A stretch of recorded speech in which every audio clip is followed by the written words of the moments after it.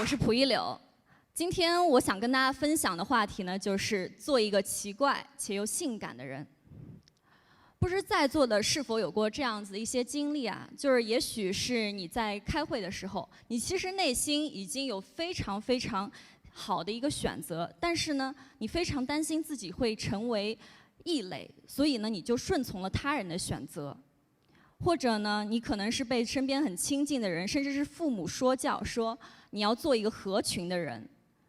当你想要叛逆的时候，你不敢叛逆；当你想要特立独行的时候，总有人束缚着你。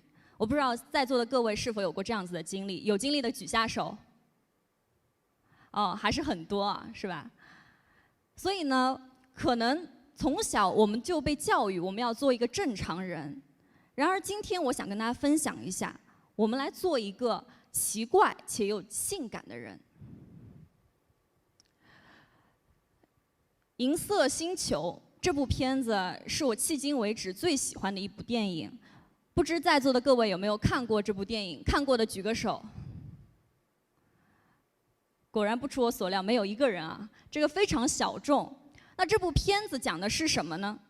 它其实就是导演，也是这位编剧对于地球的一个构想。他在构想一个新的文明，在这个星球上，宇航员成为了新的上帝。他在缔造文明，同时呢，杀戮也开始了。所以这个星球上演绎着生和死。这部片子呢，它其实是对现今的人类社会有非常多的隐喻。大家可以看，这些是电影的一些画面。这个电影它用了非常多夸张的表现手法，用极具扭曲甚至是歇斯底里的一些手法来表现人类内心的挣扎。那我为什么那么喜欢这部电影？其实就是因为它太奇怪了，它太夺我眼球了。当时我是凌晨3点钟看完这部电影，看完之后我就觉得我内心有一股非常难以名状的力量，它就是不停地在往外涌。我当时就在想，我突然间觉得，在这个世界上，我有一种无形的物质，我好像可以跟它对话。我一直在想，这是什么样的感觉？后来我给这种力量定义，它叫做奇怪的力量。那到底什么是奇怪的力量呢？这是百度百科对于奇怪的解释。奇怪就是代表着异于常态，让人感觉到出乎意料。其实奇怪很多时候是跟创造力挂钩的，包括大量的研究也表明，一般怪人呢能够激发非凡的创造力。因为当你是怪人的时候，你就定义自己是与众不同的，你不会受从众心理的这样子的束缚，你可以去更加真实的做你自己。Oregon Carson 是大西洋月刊的全球总编，他有这么讲述过一个故事。John Hopkins 大学教授 Sharon Kim 做过这样子一个对于创造力的一个实验。他将志愿者分为2类，第一类呢叫做被拒绝的志愿者。他告诉这些志愿者，因为某种原因，你们的案例将不被作为这个研究。与此同时呢，他将被拒绝的志愿者跟正常的志愿者同时让他们画外星人。最后的研究结果是什么样呢？就是这群所谓的正常志愿者，他们画出来的外星人全都是标准的外星卡通人物，而这群被拒绝的志愿者，他们画出来的则是跟人类有非常大的差异的外星人。由此可见，被拒绝的这群人，他们是有极大的创造力的。因为他们已经完全不被从众心理所束缚，他们觉得自己不归属于这个群体，所以他们的创作以及他们的思想是更加自由的。由此可见，做一个怪人其实也挺难的，你必须得思想真的是保持独立，同时要具备成为一个局外人的特质。那我呢，其实从小就被标榜着是一个奇怪的人。因为我觉得我自己就是与众不同，有时候就是很叛逆，别人喜欢的我就是不喜欢，别人做的选择我偏是就不做。在场有没有14岁的小朋友，或者是比14岁以下的小朋友？举个手。你们现在都在干什么？上学是不是？贪玩还是读书？我14岁的时候呢，我就开始了创业生活。因为我14岁，我一个人居住，我一个人生活，一个人上学。我跟我父母分居两地，在我身边没有任何的大人管束我。如果当时我是非常合群，那我肯定是跟我当时的朋友一起快乐的玩耍，或者说一门心思的扑在学业上。但是当时我做了一个非常奇怪的决定，我14岁，我开始选择创业。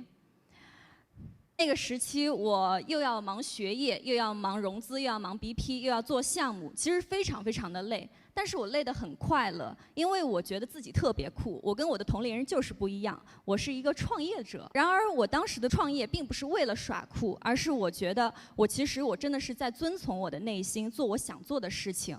我在感知这个社会，我在寻找我到底能给这个社会带来什么样的价值。于是从14岁开始到现在，我就一直坚持着我这种奇怪的选择，我一直坚持着创业。我从小项目变成了大项目，我从小作坊做成了现在比较大一些规模的公司。父母觉得我是特别的闹腾，爱折腾。我的朋友呢觉得我特别的拼命，然而我觉得我是特别自在。我在创业期间做了很多不一样的决策。这个是我去尼日利亚做的走访，我当时去探尼日利亚的市场。这个是我在疫情期间，当大家都足不出户的时候，我去跑了各种工厂。所以我的特立独行带给我了非常多丰富的体验。我的主题是要做奇怪且又性感的人，所以你光有奇怪还不够，你还要做性感。那到底性感是什么意思呢？性感，这是百度百科对性感的理解。性感是指某个人的文化气质、身材相貌或者穿着打扮，能够唤醒他人感性意识认知的美丽。那大家提到性感想到的是谁？玛丽莲梦露还是 Scarlett Johansson？ 我没听到 Scarlett Johansson。那其实我刚刚讲到，又要奇怪又要性感。这个两个其实并不是很容易的一件事情。提到奇怪又性感的人，其实我不得不提到 Andy Warhol。在场的有没有认识 Andy Warhol 的？举个手。好，不是太多啊。Andy Warhol 其实非常有名，他身上有非常多的 title， 他又是波普艺术家，又是作家，又是导演，又是商人。Andy Warhol 的人生其实就是一个怪人的生活指南。那为什么 Andy Warhol 是奇怪且性感的？因为 Andy Warhol 他把自己的奇怪贯穿了他的整个人生，他活得非常的潇洒，他遵从自己的内心，同时呢，他把他的奇怪用自己的方式，也就是通过艺术表现了出来。性感的那个词能够唤醒他人对于他的奇怪是有感性认知的。那所以，其实归根结底，做一个奇怪且性感的人，其实并不是那么容易。首先，你必须得非常奇怪，你需要独立自主的思考，你需要有局外人的能力，你需要听从自己的内心，同时你要将自己的奇怪贯穿，能够去用自己的奇怪影响他人。我其实过去我也有一段时间非常的迷茫，因为我变得越来越的顺从，我突然间开始合群了，我的朋友越来越多，但是我觉得我的奇怪变少了。因为当你是一个怪人的时候，你可以非常 focus 做你自己的事情。所以呢，我现在又开始变得奇怪了。我现在开始我的新的一个项目，我想要创建一个属于中国的时尚品牌。我希望它是一个多元化的审美。我希望我这个中国时尚品牌能够给我的消费者带来更多的感知、更多的感受。这是一件很难的事情。不知在座是否有品牌或者说是时尚行业的人？做品牌是一件非常难的事情。